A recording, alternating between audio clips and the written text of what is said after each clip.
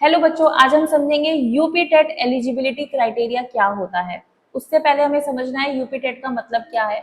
Uttar Pradesh teacher eligibility test, ये एक qualifying exam होता है जो कि टीचर बनने के लिए दिया जाता है।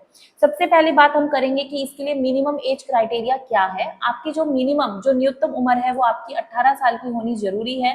मैक्सिमम एज जो है बेटा वो कैटेगरीज वाइज अलग अलग होती है। अगर आप जनरल कैटेगरी में है तो अलग मैक्सिमम एज लिमिट होगी, एससी एसटी के लिए अलग होगी। हर साल नॉर्म्स चेंज होते रहते हैं, तो आप जो है जब भी फॉर्म फिल करें तो जरूर ध्यान दें।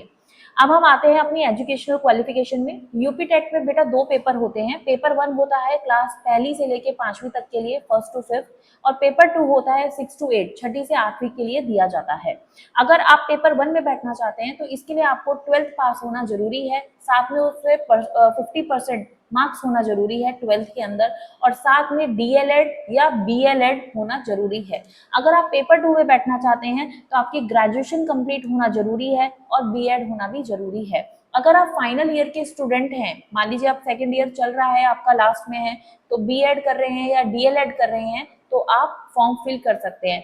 ऐसा नहीं है कि आप पेपर 1 या पेपर 2 अलग अलग करके ही दे सकते हैं, आप दोनों पेपर के लिए भी फॉर्म भर सकते हैं अगर आप दोनों के लिए एलिजिबल हैं तो। ठीक है, सबसे इंपॉर्टेंट बात यह है कि जो यूपी टेट है वो सिर्फ क्वालिफाइंग एग्जाम है। ये कोई गारंटी नहीं देता है कि डायरेक्ट जॉब मिलती है, इसमें कोई डायरेक्ट जॉब नहीं मिलती है, बट यस टीचर बनने के लिए ये जरूरी है। अगर आप उत्तर प्रदेश में टीचर बनना चाहते हैं तो यूपी टेट का फॉर्म मैंडेटरी है, आपको पेपर यूपी टेट का एग्जाम देना पड़ेगा।